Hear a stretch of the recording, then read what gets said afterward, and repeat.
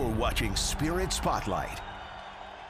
Hey everybody, this is Austin Sumowitz with WNEM TV5 Sports, and welcome to the Spirit Spotlight, where we zone in on everything Saginaw Spirit hockey. Joined once again by Dylan Clark, play-by-play commentator for the Spirit.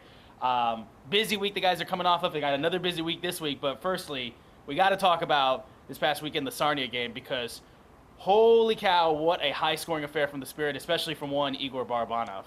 Yeah, first time they've hit 11 goals in quite some time. First time that anybody had 6 points in a single game, too, since Owen Beck back in January 2024. So that was Owen's first game in a Spirit uniform, and I think things worked out pretty well from there. So it was a strange one. You know, we saw a little bit of everything in that game. Multiple hat tricks. You know, Igor's performance. He took a pretty healthy slash to the neck too when he scored his one goal to go with his 5 assists. So there was a price to be paid in that game. But you know what? The fact of the matter is that was one out of 4 games that still remain against Sarnia here in the regular season. And Sarnia right now in 9th place, trying to squeak into the playoff picture. Saginaw's trying to hold on to 7th, maybe get up into 6th. So the Stinger right behind him, and with 3 more games now between those two, each one of them is a 4-point game. So those are really crucial matchups. We got one of them coming up again here this weekend, one of 3 games on home ice. Yep, and the first thing they're starting off with is a game against Sudbury on Thursday. Talk to me real quick, just like kicking off this week. Guys just came back home from Windsor just a few days ago. Talk to me kind of just like how the guys are feeling going into this week. Yeah, it's a bit of a pro schedule right now, right? Like we just played, we played on Wednesday, and then we did Friday, Saturday, had a Sunday off, and then yesterday in Windsor, a Monday afternoon game that they'll move on from, and then not a lot of time off. We'll get right back to it Thursday, Saturday, Sunday this week. And Thursday at home, we'll take on the Sudbury Wolves team in a similar circumstance, kind of bringing up the rear in the playoff picture out in the Eastern Conference. This will be the final meeting between these 2 teams this season. And Billet Appreciation Night, so for people that might not know, Billet families, these are kids that are living away from home for the first time in their lives, almost all of them. And they're 16, 17 years old, a lot of them. So the Billet families here in Saginaw, they take these kids in, and they basically make them one of their own, give them a place to stay, a place of support, and the occasional dinner as well, which I know the guys really appreciate. And the story I always go back to is James Go started his OHL career in Peterborough, and I think you and I talked about this. Whenever he goes home to Woodbridge, Ontario, which isn't too far from Peterborough, during Christmas, he goes in and he stops in Peterborough and has dinner with his old Billet family from Peterborough. He hasn't been there for almost 3 years now.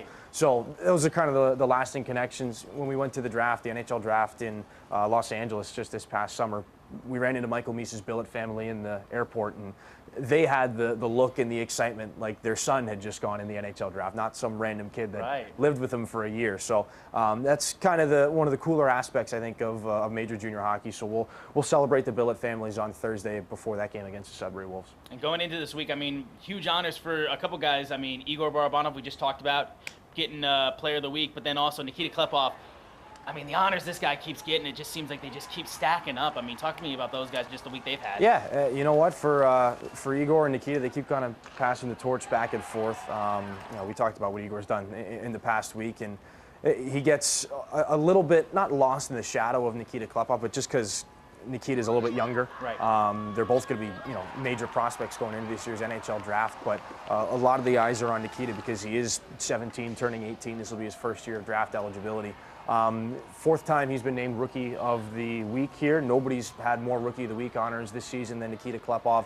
Just had a scoring streak that was snapped against Windsor on Monday, but going into that game, 13 points in 5 games.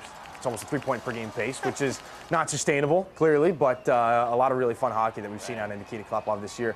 And he set the franchise record for points by a rookie, smashed Cole Perfetti's record, 74 points. He's gotten the rookie assist record. He's gotten the rookie points record. He's coming up on the rookie goal scoring record. He sits 6 shy of what Cole Perfetti did back in 2019. So there's still time. We'll see what he can do with it. We're just going to enjoy the ride while we watch Nikita Klepov do his stuff in his draft year. No doubt about it. And the weekend closes off with the Spirit hosting the Storm on Sunday. And cool moment for the guys as well, and cool moment for the fans.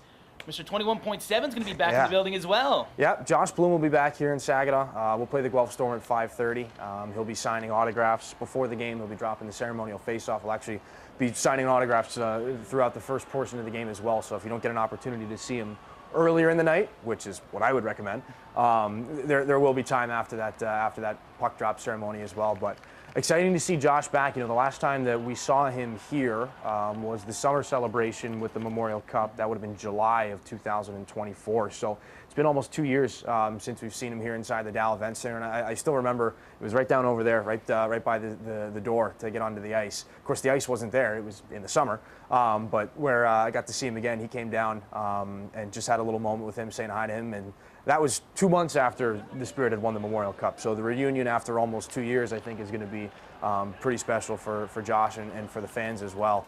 You know, that's funny because since we've announced that day that Josh is coming back on Sunday, just it's hard not to go back and pull up some of the videos, some of the photos, and just kind of look back and remember what was probably one of the coolest moments, I think, of all of our hockey lives, at least mine for sure so far. So it'll be exciting to see Josh back, and we'll talk to him a little bit about his pro career so far. He split time between Abbotsford in the American League and Kalamazoo right here in Michigan in the ECHL. So lots of fun to have with Josh Bloom on Sunday. I was just going to say, too, I mean, like, for you especially, I mean, I feel like many fans probably go back and listen to that call. Where's the puck? And then you're just losing your mind after Bloom scores that goal. I mean, talk to me. Have you gotten a chance to talk about that call?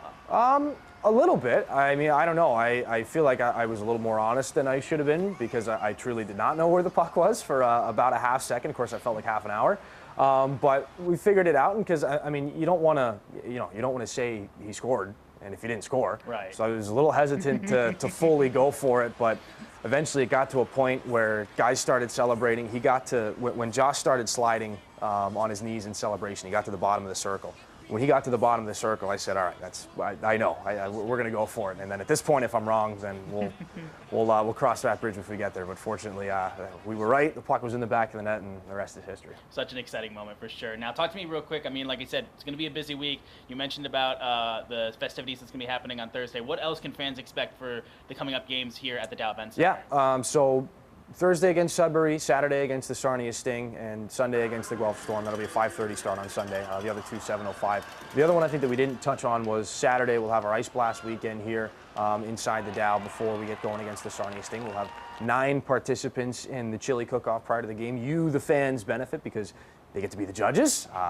I will try to go and see if I can steal some before the game. I don't know. It's a little tough. Time's a little tight. But, no, we're looking forward to that one. And then in addition to everything on Sunday, we'll have Faith Night. We'll have our post-game skate with the players as well.